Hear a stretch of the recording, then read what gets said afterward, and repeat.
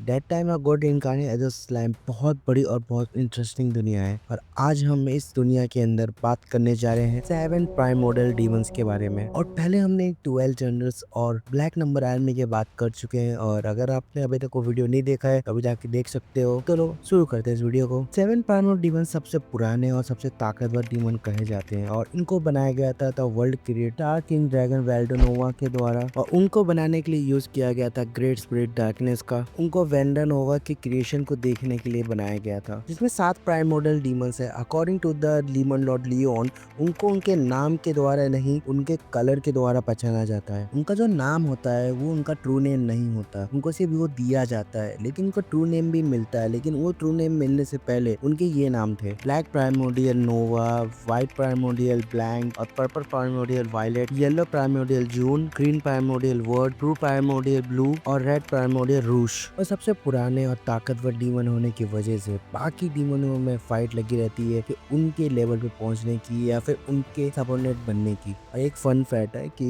इनके जो नाम है वो फ्रेंच वर्ड से लिए गए हैं उनके कलर के अकॉर्डिंग। तो पहला आता है ब्लैक प्राइमोडियल नोवा। ये वन ऑफ द स्ट्रॉन्गेस्ट प्राइमोडियल्स में आता है और इसकी ताकत को सिर्फ प्राइमोडियल रेड ही हैंडल कर सकता है, या मैं कहूँ राइवल कर सकता है। ब्लैक प्राइमोडियल बहुत इम्पल्सिव है, कनिंग है और कैलकुलेटिव है। ब्लैक प्राइमोडियल को किसी चीज से फर्क नहीं पड़ता, उसको सिर्फ दुनिया का सच जानना है और बाद में रिमरू टेम्पल्स की सेवा करनी है। ये पहला प्राइमोडियल डीमन था जो अपीयर हुआ था एनिमे के अंदर, जिसको बुलाया गया था एक एडवेंचर के द्वारा, जिसकी पार्टी को एक डीमन ने जान से मार दिया था। उस डीमन से बदला लेने के लिए जिसने इसके दोस्तों को मारा है और एम्पायर में छुपा हुआ है, वो एडवेंचर्स के साथ कॉन्ट्रैक्ट साइन कर लेता है। कॉन्ट्रैक्ट साइन करने के बाद ये उस डीमन को मारने जाता है, जहाँ पर इसका इनकाउंटर होता है शिज़ू आइज़ावा के साथ और ये उसको मारने की कोशिश करता है, लेकिन रिपेल हो जाता है उसके मास्क के द्वारा। और उसको पता चल जाता है इसका एंटी मैजिक मास्क के अंदर स्पेस एंड टाइम को मैनिपुलेट करने की ताकत है, पावर ऑफ इन्फिनिटी की। इसके लिए वो स्पिरिचुअल वर्ल्ड में वापस चला जाता है और सीक्रेटली नजर रखता है सीजू और उसके मैजिक मास्क के ऊपर। उसके बाद सीजू मर जाती है और उसका मैजिक मास्क टूट जाता है और वो मैजिक मास्क अब रिमरू टेम्पस के हाथ में होता है और उसको बहुत इंटरेस्टिंग लगता है और उसको लगता है कि रिमरू ही उसको दुनिया की सच्चाई दिखा सकता है। रिमरू सम्राट रिचुअल करता है ह्यूमनस के लिए और उस टाइम पे डियाब्लो नहीं पहुंच पाता टाइम पे और उसका कोई सपोर्टनेट पहुंच जाता है। लेकिन डीमन लॉर्ड बनने से पहले रिमरू एक और बार डीमन समनिंग करता है। उस टाइम 2 ग्रेटेड डीमन के साथ डियाब्लो भी समन हो जाता है। बाद में उसको नाम दिया था Diablo, name after the Lamborghini Diablo, और एक 8 डीमन से डीमन पेयर में इवॉल्व हो जाता है, जो डीमन के लिए सेकंड हाईएस्ट एवोल्यूशन होता है। वो सेक्रेटरी होता है रिमरू का और वो सियोन से कम्पीट करता रहता है, क्योंकि दोनों रिमरू को बहुत ज्यादा पसंद करते हैं। सेकेंड सेक्रेटरी होने के बावजूद वो ब्लैक नंबर आर्मी का फाउंडर एंड कमांडर भी है, जो सिर्फ रिमरू टेम्पल्स के अंडर ही काम करते हैं। ब्लैक नंबर आर्मी के अलावा उसके पास 100 क्रिएटर डीमंस और एक वेनम नाम का 8 डीमन है जो उसके अंडर काम करते हैं। इन प्राइमोडियल डीमन डियाब्लो ने जिसको रिक्रूट किया था ब्लैक नंबर आर्मी के लिए, उसमें से एक आती है व्हाइट प्राइमोडियल ब्लैंक, जो एक एरोगेंट, इगोसेंट्रिक, क्रूर और ब्लडथर्स्टिंग डीमन है। इसका नाम है लेक शोर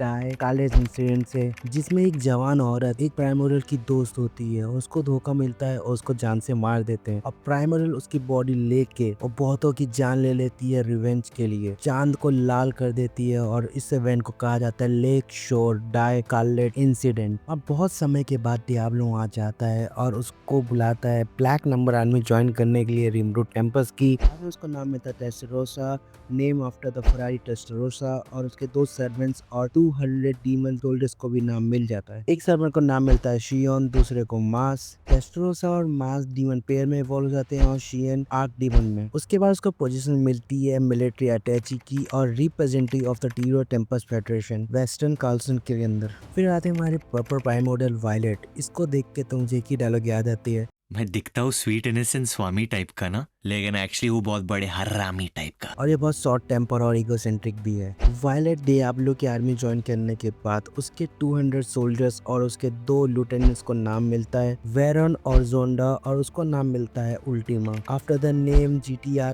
उल्टीमा। उल्टीमा और वेरन आर्क डीमन से डीमन पेयर में इवॉल्व हो जाते हैं और जोंडा आर्क डीमन रह जाता है और उसको काम मिलता है चीफ प्रोसिक्यूटर का इन प्रोसिक्यूशन ऑफिस, जो उसके लिए सही भी होता है। और फाइनल प्राइमोडियल जिसने black number army join join की थी येलो प्राइमोर्डियल जून, जो एक एयर फ्री, एनर्जेटिक और बैटल मैनियाक है और शूटिंग करती है न्यूक्लियर बॉम्ब सब अपने मजे के लिए, मतलब टोटली पागल है। डियाब्लो के रिक्रूट करने से पहले वो डीमन लॉर्ड लियोन के लिए परेशानी बढ़ाती रहती थी, क्योंकि वो उसकी सिटी के नीचे एल डोराडो के नीचे रहती थी और जब भी उसको मन करता था तो वो न्यूक्लियर बॉम्ब का मैजिक चला देती थी और सिटी को बर्बाद कर देती थी। उसके बाद डियाब्लो उसको ब्लैक नंबर आर्मी में रिक्रूट कर लेता है और वो थोड़ी बागी किस्म की लड़की थी, इसके लिए जब वो रिमरू से मिलती है वो अपना ऑरा छोड़ती है रिमरू को डराने के लिए, पर रिमरू तो रिमरू है। रिमरू का ऑरा देखने के बाद वो उसका आर्मी ज्वाइन कर लेती है। उसके बाद उसके 200 सोल्जर्स और 2 लिeutenants को नाम मिल जाता है। उसको नाम मिलता है Karera, name after post Karera, और उसके 2 सर्वेंट्स को नाम मिलता है अगेरा एंड एक्सप्रेस। नाम देने के बाद वो आर्क डीमन से डीमन पेयर में इवॉल्व हो गए और उसके 2 सबऑर्डिनेट आर्क डीमन में इवॉल्व हो गए। उसके बाद उसको चीफ जस्टिस ऑफिसर की पोजीशन मिली, जो वो हैप्पीली एक्सेप्ट कर लेती है। तो अब आते हैं हमारे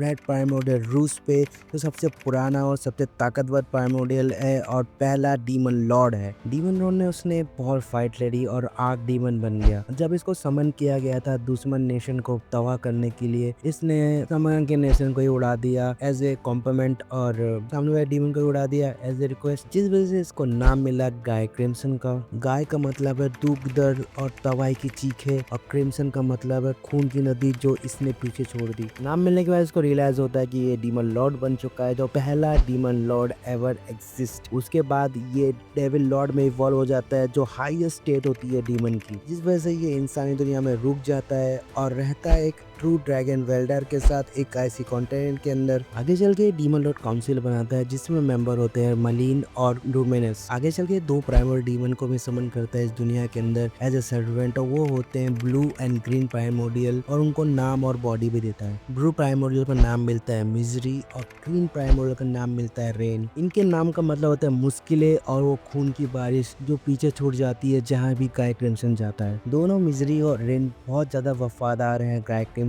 के और ज्यादा कुछ मांगते भी नहीं है, और बाकी 3 फीमेल प्राइमोर्डियल की तरह ये दोनों बहुत ज्यादा काम एंड कंपोज है और हर चीज कम ध्यान से करते हैं। लेकिन ग्रीन हर चीज पे कंप्लेन करते रहती है, उसको काम करना पसंद नहीं और ज्यादातर काम वो मिजरी को दे देती है। दूसरी तरफ मिजरी अपना काम बहुत सीरियसली और सिंसियरली करती है और गाय क्रिम्सन के लिए ह्यूमन की इंटेल भी लाके देती है। तो ये थे हमारे 7 प्राइमोर्डियल डीमंस, और इस वीडियो का आइडिया भी मुझे हमारे कमेंट सेक्शन से मिला है, तो thank you for commenting that. और अगर आपने हमारे पहले 2 वीडियो 12 जेंडर्स ऑफ रिमरू टेम्पस और ब्लैक नंबर आर्मी नहीं देखा तो अभी जाके देखिए। थोड़ी इन्फॉर्मेशन है ब्लैक नंबर आर्मी के बारे में जो इसमें मैंने कवर नहीं की, तो वो आके आप देख लीजिएगा। और अगर आपके पास कोई दूसरा आइडिया है तो कमेंट में जरूर बता दीजिएगा। मैं मिलता हूँ आपको नेक्स्ट वीडियो में, तब तक के लिए।